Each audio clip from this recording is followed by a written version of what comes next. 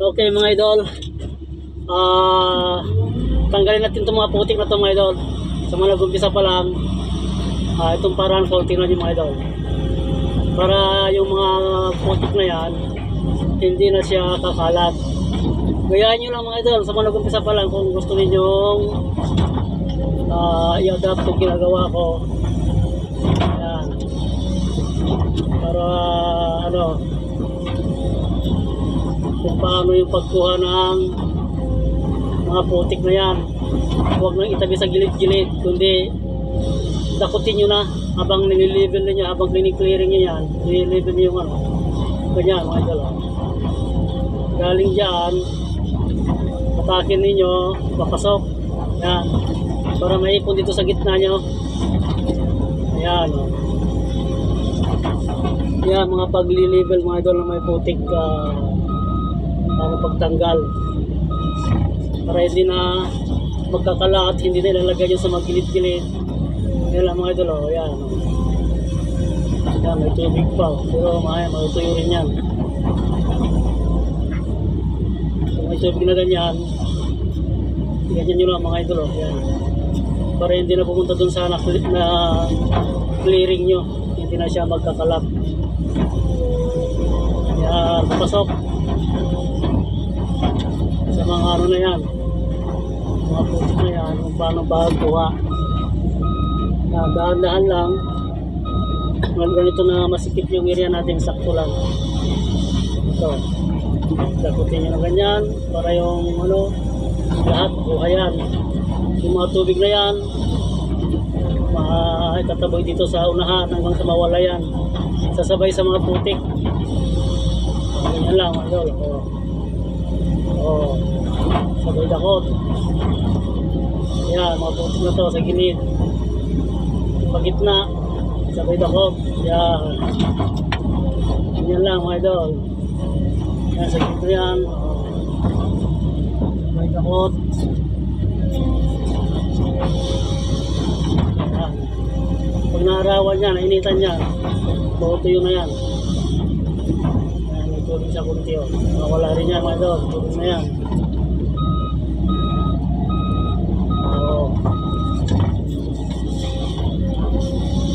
Malinis, tignan. Huwag ilagay sa gilid-gilid yung mga putik na yan. Dakutin na mismo, dakutin na diretso, para maitapon doon sa mga gilid-gilid dyan na may mga stockpile din. Malinis na siya mga idol. Walang maiiwan dyan sa mga gilid-gilid na lupa.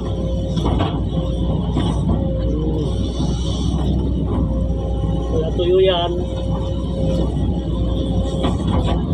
Maganda na tignan. Huwag lang umulan na naman. Kaya ganyan lang palagi. Pag umulan, magkaroon ng putik, tanggal ulit. Ulit-ulit lang. Yan.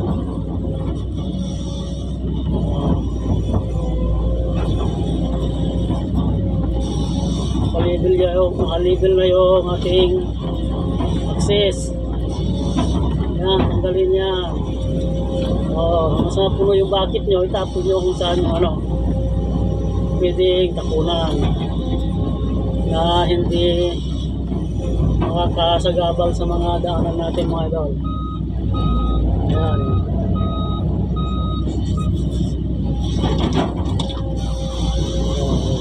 Yung mga sa gilid dito yan, tanggalin na. Yan, kasi pag ilagyan mo sa gilid yan, tatambak sa gilid, papangit ang itsura ng ating access at kikitid yung ating daanan. Pag ganito, maaliwalas tignan at wala ka makita ang mga nakatambak dyan sa mga gilid-gilid na lupa. Yan lang.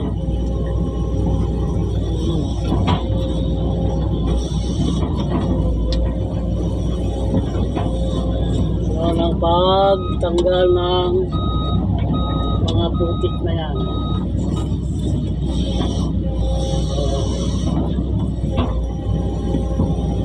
Diba? tagal mga idol. Oh. Wala pa makita na tambak sa gilid. Maayos ang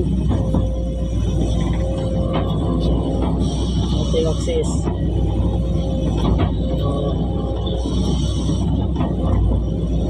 Kaya pag puno ng ganyan mga idol at di na makadakot, itapon na. Nilagay na doon sa gilid-gilid dyan na pwedeng paglagyan.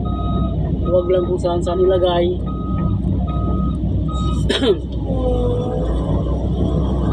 Ito natin ilagay oh.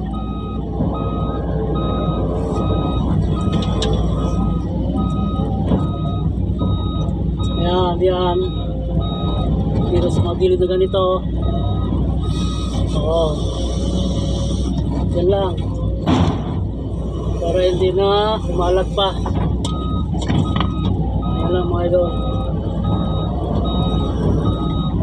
Balikan natin ulit. May mga tira pa.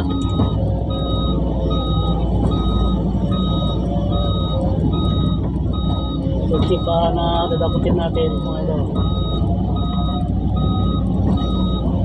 Ganyan lang, balikan ulit. Pag ano, wala na laman yung bucket. Kung ulit itong mga nasa gilid-gilid na lupa, ipagitna nyo. Yan.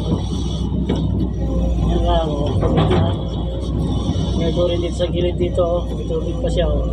Pero itubig na yan, kasabay na yan sa putik. Hanggang sa mawala. Yan lang mga idol. Daputin na diretso. Diba? Putik yung mga inaitira pa.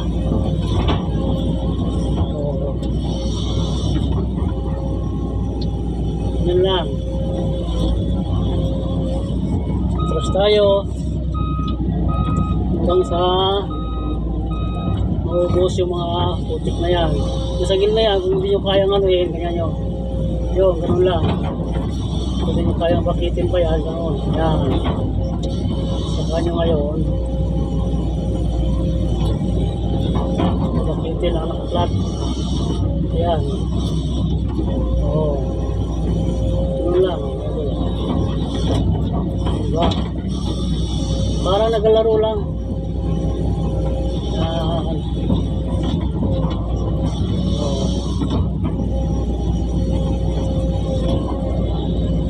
Kakargaya sa bakit lahat, mga putik na yan. Yan, kung may nakita ka dyan hindi nyo kaya dakutin, ilagay sa gitna. Yan, ano. Yan, mga putik na yan. Ilagay sa gitna. Silang din dyan, kung hindi kaya dakutin, ilagay sa gitna.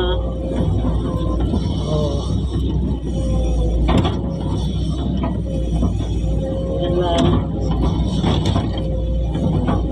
Para malinis tignan. Yan.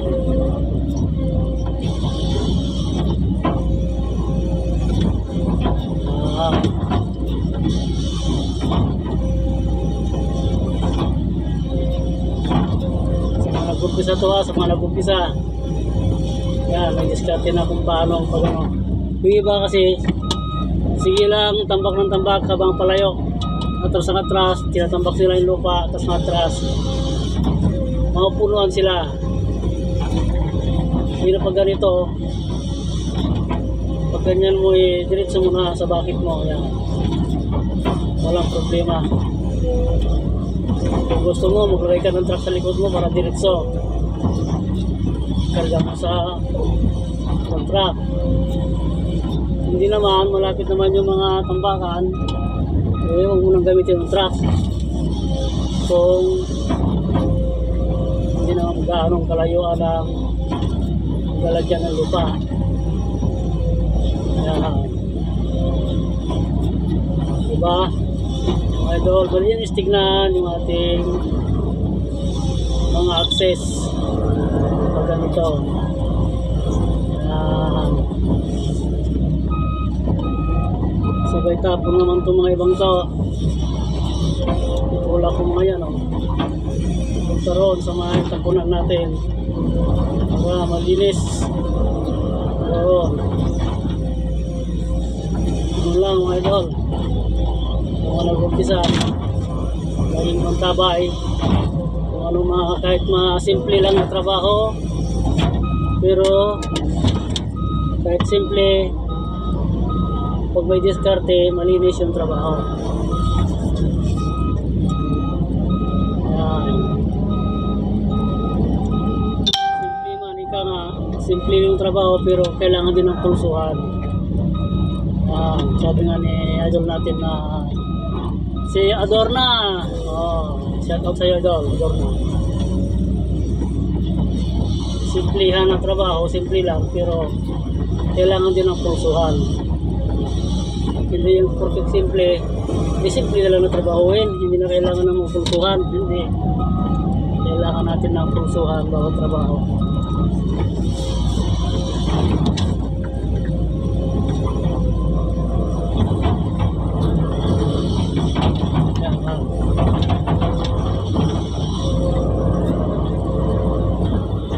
Kailangan ng pulsuhan talaga. Kung ngayon ang pulso mo, wala rin, hindi ka rin makakagawa ng maayos sa idol. Kaya kahit simple lang, kailangan pag-aralan yung technique. Yan mga idol. Pag tayo ay gagawin sa bandang papasok, dahil ganyan din, kiklearing din natin mga idol.